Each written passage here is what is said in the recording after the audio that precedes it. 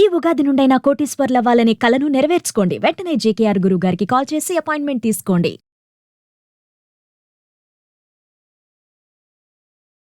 ఏం అడగను కూడా అడగలేదు. నీకు ఈ పెళ్లి ఇష్టమా లేదా ఏం అడగలేదు. కాలు తీసి బయట పెట్టింది. ఓకే, అప్పుడు అర్థమైంది వీళ్ళకి తెలుసు నాకు పెళ్ళయింది అని.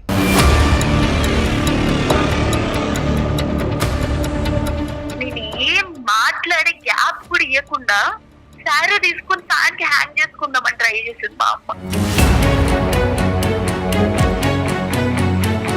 ఒక్కసారి నువ్వు చచ్చిపోతావని బెదిరించి ఆ పెళ్లి చేసింది మా అమ్మ.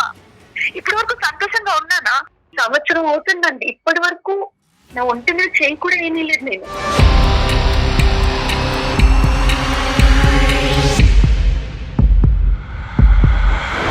నేను ఇన్ని రోజులు మాట్లాడకపోయినా తను నా కోసం ఖచ్చితంగా వెయిట్ చేస్తూనే ఉంటాడు.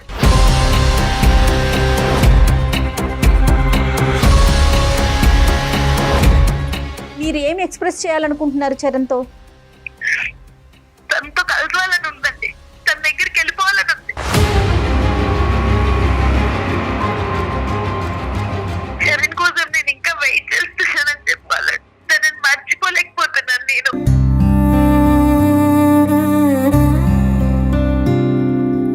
హలో హలో జాన్వి,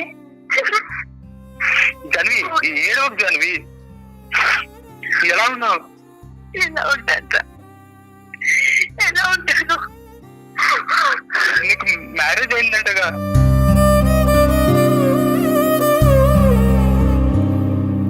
పెళ్లి అయిపోయిన తర్వాత కూడా నాతో ఒక్క మాట చెప్పాలనిపించలేదా అసలు? నేను ఇంకో పెళ్లి చేసుకున్నానని నీకు ఎలా చెప్పగలను చరణ్? చెప్పలేకపోయాను. నేను అది చెప్పలేకపోయాను. నమస్తే కళ్యాణ్ గారు. నమస్తే జయ గారు. కళ్యాణ్ గారు, జాన్వి అనే ఒక అమ్మాయి మనకి మెయిల్ చేసిందండి. మీ సలహా కావాలని చెప్పేసి మెయిల్ చేసింది. So Right. కాల్ చేసేస్తానండి. Sure.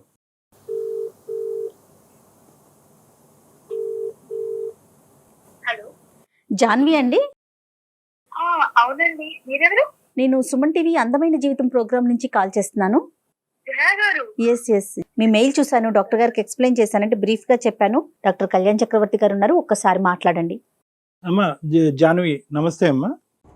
నమస్కారం డాక్టర్ గారు. చెప్పమ్మా, ఏంటి సమస్య? నా లైఫ్ లో ప్రాబ్లమ్స్ కాదు, ప్రాబ్లమ్స్ లోనే నా లైఫ్ ఉన్నట్టు అనిపిస్తుంది. అయ్యయ్యో. మాకు పెళ్ళయి సంవత్సరం అవుతుందండి. మ్యారేజ్ అయ్యింది 1 year. 1 year అవుతుంది. కానీ ఇప్పటి వరకు మా ఇద్దరి మధ్య కొంచెం అంటే కొంచెం ప్రేమ కూడా లేదు.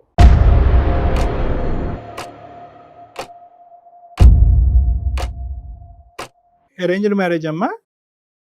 అవునండి. పెద్దలు నిర్ణయించిన పెళ్లి ఇష్టపూర్వకంగానే చేసుకున్నావా? లేదండి, ఇష్టంగా చేసుకోవాలి. లేదు. ఇష్టం లేదు కాబట్టి ఇష్టం ఇప్పుడు లేదు. దగ్గర అవ్వలేకపోతున్నారు. ఓకే. చాలా ట్రై చేశాను, అవ్వట్లేదు నా వల్ల. నీ భర్త మంచోడేనా? చాలా చాలా మంచోడండి. రైట్. చాలా మంచి. సంవత్సరం అవుతుందండి. ఇప్పటి వరకు నా ఒంటి మీద చేయి కూడా ఏమీ లేదు నేను. అయినా సరే పల్లెట్టి మాట అనలేదు ఇప్పటి వరకు నన్ను. అతను ఓకే.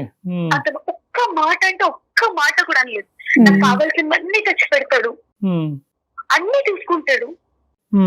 ఎందుకు అని అడుగుంటాడేమో. కనీసం అంటే ఎందుకు అన్నా నీకంత ఫ్రీగా మాట్లాడలేకపోయాను.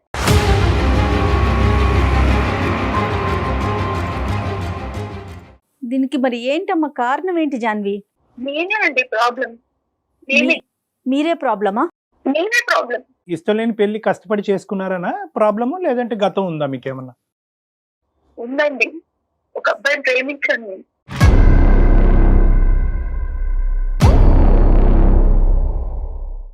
ఏదో ఊరికి ప్రేమించింది కాదు, నిజంగానే నా మనస్ఫూర్తిగా నా జీవితం మొత్తం తనతోనే అన్నట్టు ప్రేమించాను. అలాంటిది ఇంకెవరో సడన్ గా వచ్చేసి తనే నీ భర్త అంటే ఎలా ప్రేమించగలుగుతాను?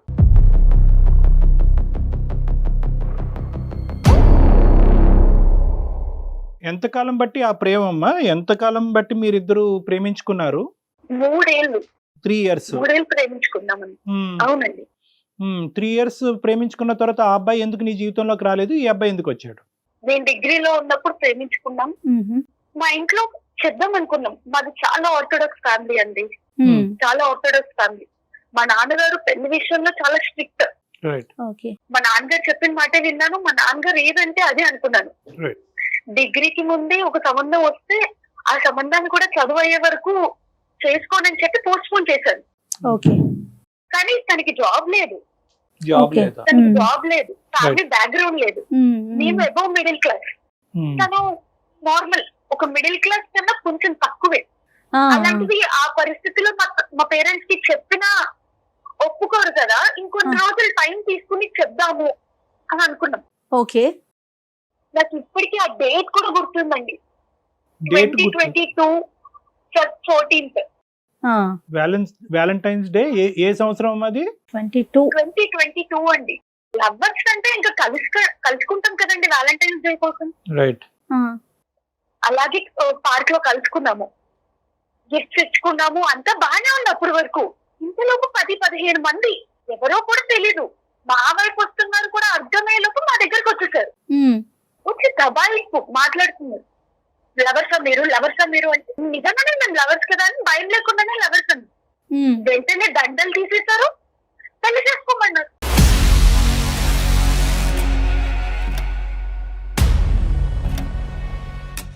మేము చెప్పే మాట కూడా వాళ్ళు వినలేదు.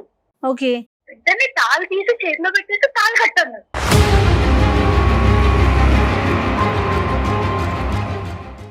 ఒకవైపు వీడియోలు తీస్తున్నారు, ఇంకోవైపు దండలు మార్చుకోమంటున్నారు, ఇంకోవైపు తాళి కట్టమన్నారు. ఏం జరుగుతుందో అర్థం కాలేదు. బెదిరింపు. ఇప్పుడు కట్టు ప్రేమించుకోవట్లేదు, నిజంగా ప్రేమించుకోవట్లేదు అంటే ప్రేమించుకుంటున్నాం కానీ మాకు కూడా టైం కావాలి కదా. మేము ఇంట్లో వాళ్ళకి చెప్పి అర్థమయ్యి అందరి సమక్షంలో పెళ్లి చేసుకుందాం అనుకున్నాం. మీరెప్పుడు పెళ్లి చేసుకోవాలన్నది మీ సొంత నిర్ణయం అమ్మా. వేరే వాళ్ళు ఎవరు నిర్ణయిస్తారు దాంట్లో? అది పిచ్చితనం, దౌర్జన్యం. ఒక ఆడపిల్లని నాకుండగా భయం.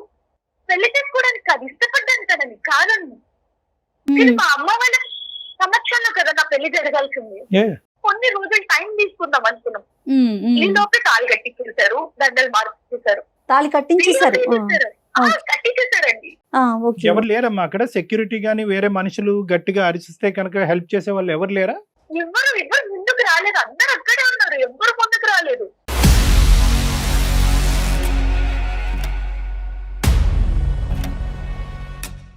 మీ ఇద్దరితోనే ఇలా చేశారమ్మా? చాలా మందికి అలా చేశారు ఆ పార్క్ లో? పార్క్ లో ఇంకా చాలా మందికి చేశారండి. చేశారు. ఓకే. అదేదో ఒక స్పెసిఫిక్ గ్రూప్ ఏమో అయిపోయింది. వీడియోలు తీశారు, మా పేరెంట్స్ నెంబర్లు తీసుకున్నారు. పేరెంట్స్ నెంబర్స్ తీసుకుని మాట్లాడు జరిగిందని మార్చలేం కదా అన్నట్టు. మరి ఇట్లా దండలు వేసుకుని ఇంటికి వెళ్తే ఎట్లా రియాక్ట్ అవుతారు అని చెప్పేసి దండలు తీసి తాళి లోపల దాచిపెట్టి వెళ్ళానండి ఇంటికి. ఇంటికి వెళ్తే మొత్తం అంతా మామూలుగానే ఉండింది. ఇంట్లో రియాక్షన్ ఏం లేదా? ఏం లేదు. మా అమ్మ కాళ్ళు చేతులు కడుక్కురా అన్నం పెడతాను అని అంటుంది. మా నాన్న కాలేజీలో జరిగిందని అడుగుతున్నాడు. మొత్తం అంతా మామూలుగానే ఉంది. అయితే నీ మీదన్నా కోప్పడాలి, లేదంటే ఎవరమ్మా అంత దౌర్జన్యాన్ని కొడగట్టారని చెప్పి వాళ్ళ మీదన్నా కోప్పడాలి. అవునండి. సడన్ గా 10 రోజుల తర్వాత ఎల్లుండి నీ పెళ్లి అన్నారు.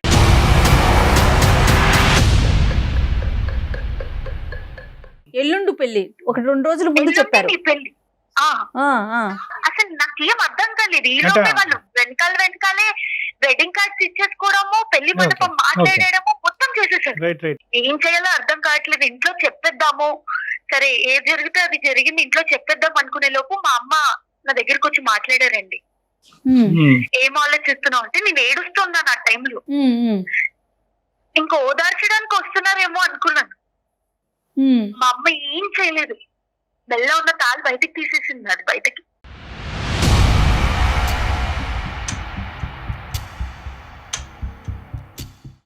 ఏం అడగను కూడా అడగలేదు. నీకు ఈ పెళ్లి ఇష్టమా లేదా ఏం అడగలేదు. తాళి తీసి బయట పెట్టింది. ఓకే, అప్పుడు అర్థమైంది వీళ్ళకి తెలుసు నాకు పెళ్ళయింది అని.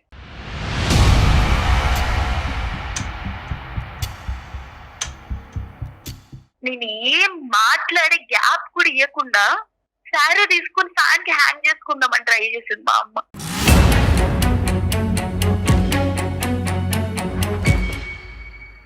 నువ్వు ఏం మరో మాట మాట్లాడకుండా ఈ పెళ్లి చేసుకో, లేకపోతే నేను ఉండను రేపు పొద్దున కల్లా. ఇంకేం మాట్లాడుతాను నేను? నోరు మూసుకుని ఆ పెళ్లి చేసుకోవడం తప్పితే వేరే ఆప్షన్ కనపడలేదండి నాకు.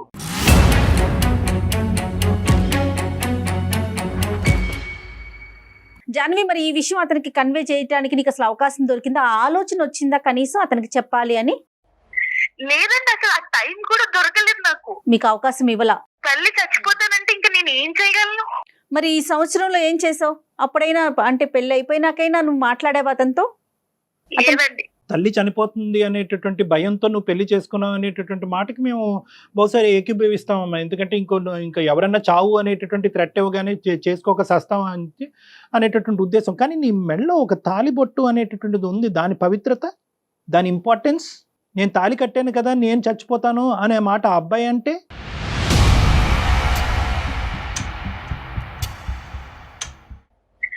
రైట్.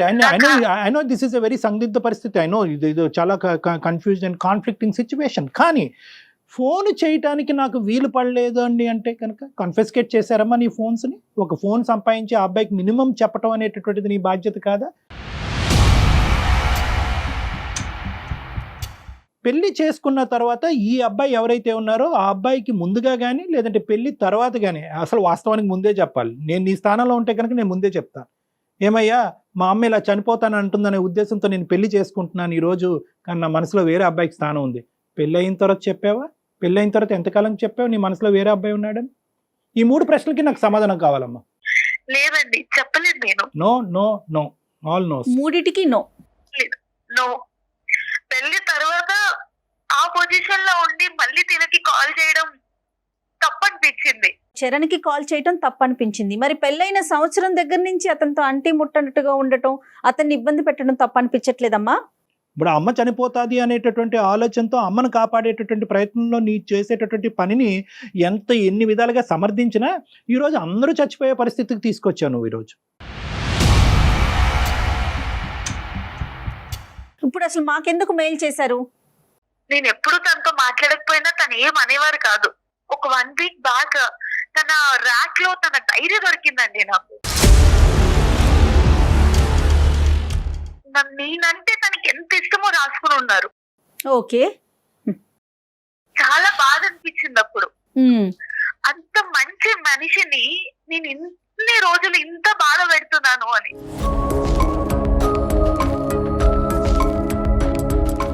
అయితే డైరీలో ఇలా కూడా రాసుకున్నారండి, మేబీ పెళ్లికి ముందు ఎవరినైనా ప్రేమించి ఉంటుందేమో, ఈ కాలంలో అందరు అమ్మాయిలకి ఇలా ఉండిందే కదా. అది కూడా తను క్యాజువల్ గా తీసుకున్నాడు. అవునండి. కొన్ని రోజులకి మారుతుందేమో, ఎప్పటికైనా తనతో ప్రేమగా మాట్లాడతానేమో అనే ఆశతో ఉన్నారని అర్థమైంది నాకు.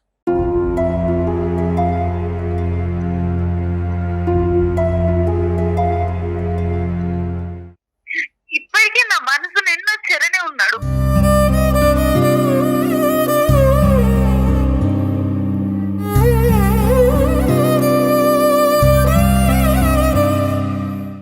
నువ్వు ఒక విధమైనటువంటి సందిగ్ధ పరిస్థితిలో ఉన్నావు. You don't have answers to many people. ఈ అబ్బాయి డైరీ చూసేంత వరకు ఈ అబ్బాయి ఏమనుకుంటున్నాడో నీకు తెలియదు, మంచోడు అని తప్ప ఈ అబ్బాయికి కూడా నీకు ఆల్రెడీ నీకు మనసులో వేరే అబ్బాయి ఉన్నాడు అనేటటువంటి ఆలోచన, నువ్వంటే ఈ స్థాయి ప్రేమ ఉందనని తెలియదు. ఇంకా పెద్ద డైలమా సిచ్యువేషన్ ఏంటంటే కనుక సంవత్సరం అయింది ఇప్పుడు వరకు నువ్వు చరణ్తో మాట్లాడవు. అసలు ఉన్నాడా? అసలు చరణ్ ఉన్నాడా? ఏ పరిస్థితిలో ఉన్నాడు? పెళ్లి చేసుకున్నాడా? పిచ్చోడు అయిపోయాడా? చచ్చిపోయాడా?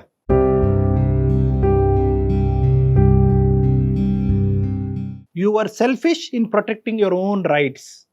మీ అమ్మను కాపాడుకోవటానికి గురించి పెళ్లి చేసుకున్నావు. తాలిబొట్టు పక్క తీసినా కూడా అమ్మని క్షమించి, అమ్మ తాలిబొట్టు తీయటానికి లేదు, దీనికి ఒక విలువ ఉంది, దీనికి ఒక పవిత్రత ఉంది, నేను ప్రేమించినటువంటి అబ్బాయి చేత కట్టించుకున్నటువంటి తాలి భయంకరమైనటువంటి పరిస్థితుల్లో, అనవసరమైనటువంటి పరిస్థితుల్లో కట్టినా కూడా తాలే అనేటటువంటి ఉద్దేశంతో సపోర్ట్ చేసావా? చేయలేదు.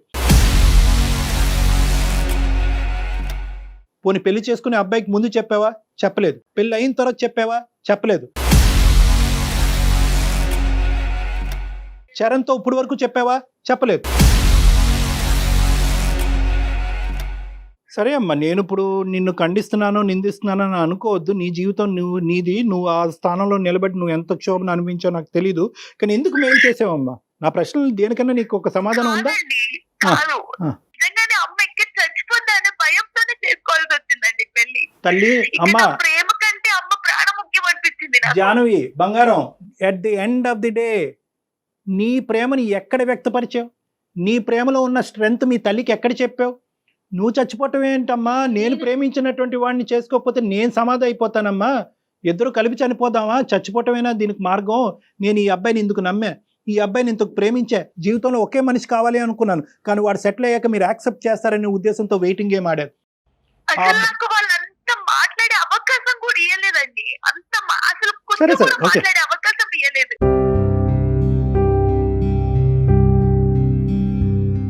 అంటే భయపడింది అంటారా? అంటే చరణ్కి చెప్తే తను ఎలా రిసీవ్ చేసుకుంటాడో, తన మీద ఉన్న ప్రేమ పోతుందో, అట్లా ఏమైనా ఆలోచించావా జాన్వి? జగన్కి తెలిస్తే తట్టుకోలేడండి తను. పక్కా చెప్తున్నాను. నేను ఇన్ని రోజులు మాట్లాడకపోయినా తను నా కోసం ఖచ్చితంగా వెయిట్ చేస్తూనే ఉంటాడు. తను ఏమి కాల్ ఏదో ఒక చేయలేదా రోజు మీకు? నేను లేదండి. తను నేను కాల్ సిమ్ చేయలే? తీసేశాను. ఏమ్మా సిమ్ తీసేశాను. నా పెళ్ళైన నెక్స్ట్ ఏంటమ్మా? Day SIM తీసేశాను. నెంబర్ ఫోన్లో తీసేసి బ్లాక్ చేసి నెంబర్ ఓకే తీసేసావా? సిమ్ తీసేశాను. చాలా స్టెప్స్ తీసుకున్నావు నువ్వు. ఎనీవే ఇప్పుడు ఏంటమ్మా? Why did you call us? ఎందుకు మాకు ఈమెయిల్ ఎందుకు పంపించారు మీరు? లేదండి, నా హస్బెండ్ డైరీ చూసాక నాకు గిల్ట్ వచ్చేసింది. Guilt guilt feel. ఇంత మంచి మనిషిని ఒకవైపు నేను బాధపడుతున్నాను, తనని బాధ పెడుతున్నాను. అవును. తను చాలా మంచి మనిషి అండి. అంత మంచి మనిషిని అంత బాధ పెడుతున్నానని తట్టుకోలేక దీనికి ఒక ఎండ్ తీసుకురావాలని నేను మీకు మెయిల్ చేశానండి. అంటే సురేష్ తో మాట్లాడి, మీ భర్తతో ఒకసారి మాట్లాడి ఈ అమ్మాయి మనసులో ఈ బాధ ఉంది అని చెప్పమంటావు, అంతేగా? కాదండి, చరణ్ తో మాట్లాడాలని ఉంది నాకు. చరణ్ తో మాట్లాడితే అంటే మీరు ఏం ఎక్స్ప్రెస్ చేయాలనుకుంటున్నారు చరణ్ తో? తనతో కలవాలని ఉందండి. తన దగ్గరికి వెళ్ళిపోవాలని ఉంది.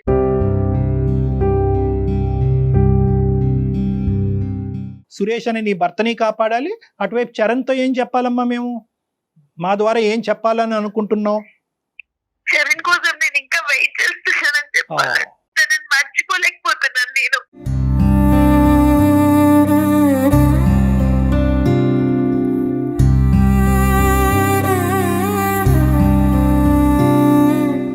మరి ఎట్లాగమ్మా చరణ్ నెంబరు నీకు గుర్తు నాకు నెంబర్ గుర్తుందండి. నెంబర్ గుర్తుంది. రైట్, ఒకసారి మరి కాల్ కనెక్ట్ చేస్తావా?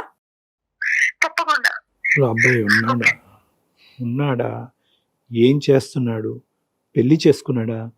అసలు The person you are speaking with has put your call on hold. Please stay on the line. ఎవరండి? హలో. హలో జాన్వి,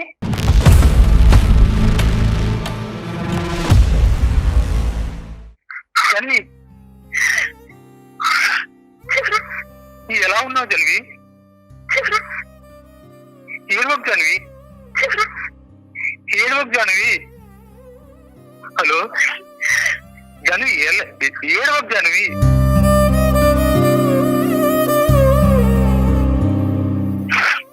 ఎలా ఉన్నావు? ఎలా ఉంటాను? ఎలా ఉంటాను? అసలు ఏమైపోయావు జాన్వి? ఏమైపోయావు అసలు? నీకు మ్యారేజ్ అయిందంటగా?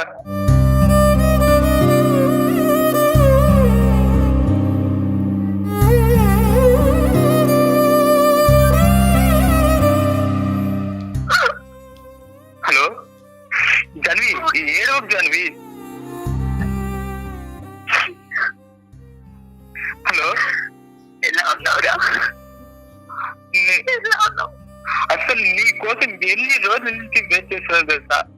నువ్వు లేదు అన్న మరుక్షణమే నేను ఎంత నరకం అనిపించానంటే అంత నరకం అనిపించాను.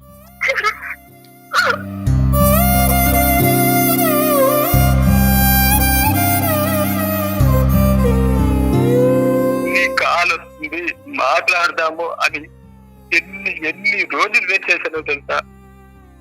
అసలు ఒక రకంగా పిచ్చోనైపోయాను.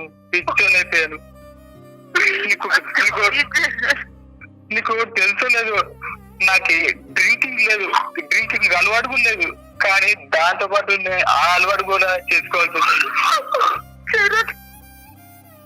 తెలుసా? అసలు సంవత్సరం నుంచి నాతో మాట్లాడాలనిపించలేదా నీకు? ఎందుకు అనిపించింది చరణ్? నీకు తెలియాలా? అంటే నన్ను మర్చిపోయా జాన్వి. చాలా నరకంలో ఉండేది చరణ్ నాకు.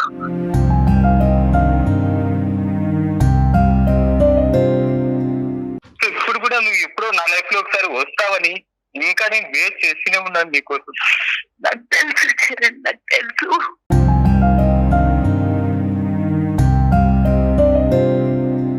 పెళ్ళైపోయిన తర్వాత కూడా నాతో ఒక్క మాట చెప్పాలనిపించలేదా అసలు? నేను ఇంకో పెళ్లి చేసుకున్నానని నీకు ఎలా చెప్పగలను చరణ్? చెప్పలేకపోయాను, నేను అది చెప్పలేకపోయాను.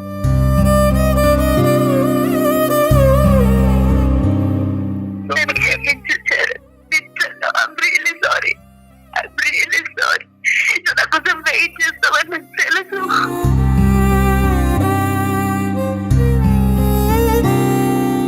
నమస్తే చరణ్, అందమైన జీవితం ప్రోగ్రామ్ నుంచి జాన్వి మీతో మాట్లాడాలి అంటే మీకు కనెక్ట్ చేయించాము. డాక్టర్ కళ్యాణ్ చక్రవర్తి గారు ఉన్నారు. We feel very sorry for you. Sir నమస్తే సార్. నమస్తే నాన్న. నీ కండిషన్ ఏంటి అన్నది మేము ముందుగానే ఊహించుకున్నాం. అందుగురించి 1-10 సార్లు జాన్వితో ఆ అబ్బాయి బతుకున్నాడా, చచ్చిపోయాడా, పెళ్లి చేసుకున్నాడా, తాగుబోతాడయ్యాడా, పిచ్చోడయ్యాడా అనేది తెలుసుకోకుండా 1 year పాటు ఎలా ఉన్నావమ్మా అని జాన్వి అనే ప్రశ్న అడిగిన తర్వాత నీ బాగోగులు ఎలా ఉన్నాయని తెలుసుకోవటం గురించే చేయటం జరిగింది.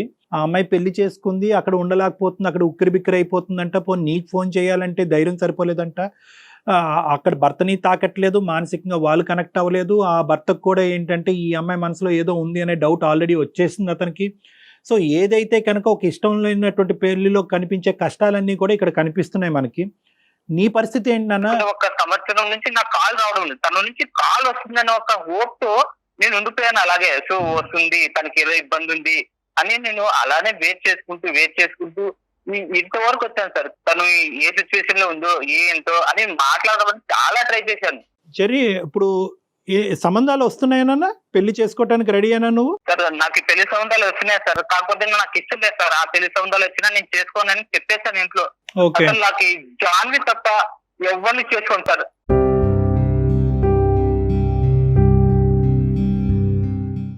జాన్వి ఏంటమ్మా, ఏం చెప్దాం అనుకున్నావు? కాల్ చేయండి సంవత్సరం బట్టి వెయిట్ చేస్తున్నాను అన్నావు కదా. కాలు కలిసింది, మనిషి మాట్లాడాడు, పరిస్థితి అర్థమైంది. ఏంటి నీ ఉద్దేశం? నేను వెళ్ళిపోతానండి చరణ్ దగ్గరికి.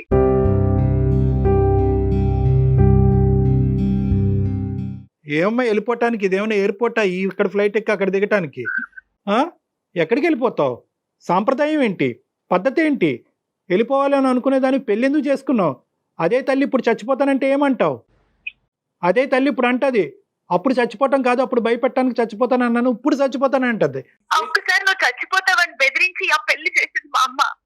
ఇప్పటి వరకు సంతోషంగా ఉన్నానా? లేదు కదా. నువ్వు లేవు. ఇప్పుడు సురేష్ ఏమంటాడో?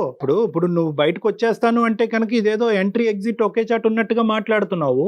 ఇందులో సామాజిక పరమైన అంశాలు ఉంటాయి, కుటుంబ పరమైనటువంటి అంశాలు ఉంటాయి, లీగల్ అంశాలు ఉంటాయి, చట్టరీత్యా అంశాలు ఉంటాయి. ఇక్కడ చాలా కీలకమైనటువంటి జంక్చర్లో ఉన్నారు మీరు నిజంగా చెప్పాలి అంటే కనుక మీ పిల్లతనం పోలేదు ఇద్దరిలో కూడా. సురేష్కి ఎవరు చెప్తారు, ఏమని చెప్తావు, ఎలా చెప్తావు, ఎలా సురేష్కి అర్థమయ్యేటట్టు చెప్తావు అనేది కూడా ఇక్కడ ఇంపార్టెంట్. నువ్వు చెప్పగలవా, మమ్మల్ని చెప్పమంటావా? నేను చెప్పలేనండి. మా తల్లిదండ్రులకైతే నేను చెప్తాను. మీరు చేసిన పెళ్లితో నేను సంతోషంగా లేను. ఈ వల్ల ఈ సంవత్సరం నేను చాలా బాధపడ్డాను. ఓకే. నేను ఒకరిని ప్రేమిస్తున్నాను, నేను వాడితోనే ఉండాలనుకుంటున్నాను, వాడు నా కోసం పిచ్చోడైపోతున్నాడు. నేను చెప్తాను. మరి సురేష్ కమ్మా? డాక్టర్ గారు, మీ చేతులెత్తి దండం పెడుతున్నాను, నేను మీ దగ్గరికి తీసుకొస్తాను. మీరే చెప్పాలి ప్లీజ్.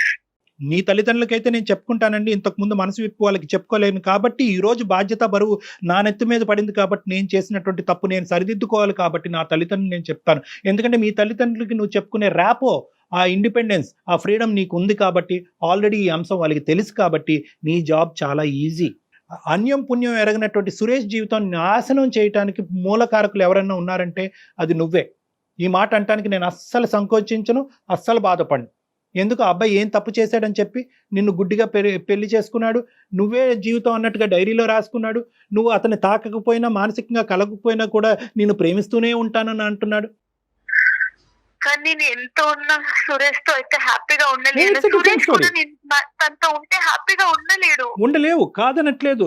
కానీ ఈరోజు సురేష్ ఉద్దేశం ఏంటి అనేది తెలుసుకోకుండా నేను హ్యాపీగా ఉండలేను కాబట్టి నేను సురేష్ జీవితం నుంచి బయటకు వెళ్ళిపోయి చెర్రీ జీవితంలోకి వెళ్ళిపోతాను, చరణ్ జీవితంలోకి వెళ్ళిపోతానంటే అది కరెక్ట్గా సురేష్ కూడా హ్యాపీగా ఉండలేడు డాక్టర్ గారు. ఉండలేడు అని నువ్వు అంటున్నావు. అతను చెప్పాలన్నమాట. అది అతని నోటి ద్వారా మేము వినాలి. ఈ విధంగా బయటకు వస్తే కనుక సమాజం ఒక చేతకాని మగాళ్ళ చూస్తుందేమో అతని సమాజానికి కూడా సమాధానం చెప్పుకోవాలి. సో ఈ అంశాలన్నీ ఉన్నాయి కాబట్టి కేవలం సురేష్ హ్యాపీగా లేడు కాబట్టి సురేష్కి ఒక కొత్త జీవితాన్ని ఇవ్వడానికి నేను సురేష్ జీవితం నుంచి బయటకు వెళ్ళిపోతున్నాననే మాట నేను ఏకీభవించినమ్మా. సురేష్ నోటి వెంట అసలు యాక్చువల్గా అతని ఉద్దేశం ఏంటి అన్నది నా క్లినిక్లో నేను వినాలి. సో జాన్వి ఒక పని చేయండి. ఖచ్చితంగా తీసుకొస్తాను. ఎస్, అపాయింట్మెంట్ తీసుకొని డాక్టర్ గారు టైం ఒకసారి తీసుకొని సురేష్ మీరు ఒకసారి రండి, అతను ఏం మాట్లాడతాడో చూద్దాం, దాన్ని బట్టి నెక్స్ట్ స్టెప్ వెదురు కానీ. Right? Okay ma'am. Okay Charan sir ఇద్దరికి వార్నింగ్ అంటారు, సలహా అంటారు, సూచన అంటారు. అప్పటి వరకు ఇది మొత్తం తేలేంత వరకు ఎక్కడైతే కనుక ఇప్పటి వరకు ఒక నియమ నిబద్ధతలతో ఉన్నారో అక్కడే నిలబడి ఉండండి. మళ్ళీ క్లోజ్ అయిపోకండి. ఇది ఇంకా స్టోరీ కంక్లూజన్కి రాలేదు. వాస్తవానికి ఈ స్టోరీ ఇప్పటికీ కూడా 20% కూడా ముందుకెళ్ళలేదు అనేది నా నమ్మకం. అప్పటి వరకు ఎవరి స్థానంలో వాళ్ళు నిలబడండి. ఏవైతే ఎథిక్స్ ఇప్పటి వరకు ఫాలో అవుతున్నారో అదే ఎథిక్స్ ఫాలో అవ్వండి. మళ్ళీ మీ ప్రేమాయణం అనేది మళ్ళీ మొదలు పెట్టకండి. మేము చెప్పిన తర్వాత నెక్స్ట్ స్టెప్ ఏంటి అన్నది ఆలోచించండి. ఈ కుటుంబ సభ్యులతో కూడా మాట్లాడాక అప్పుడు మీ నిర్ణయాలకి వెళ్ళొచ్చు. రైట్? ఓకే చరణ్, జాన్వి ఓకేనమ్మా? Okay madam. Okay, good luck అమ్మా. చరణ్ హలో చరణ్. చెప్పు జాన్వి. జాగ్రత్త చరణ్. ఓకే జాన్వి, నువ్వు జాగ్రత్త. రైట్ అమ్మా. ఏడవకు. జాగ్రత్త, ఆల్ ద బెస్ట్. నేను చెప్పిన జాగ్రత్త గుర్తుపెట్టుకోండి, కథ ఇంకా ఉంది. ఒక అపాయింట్మెంట్ తీసుకొని మీ దగ్గరకు తప్పకుండా. వస్తారు కళ్యాణ్ గారు, కలుద్దాం. మాట్లాడే ప్రయత్నం చేద్దాం. రైట్ అండి? నమస్తే. నమస్తే.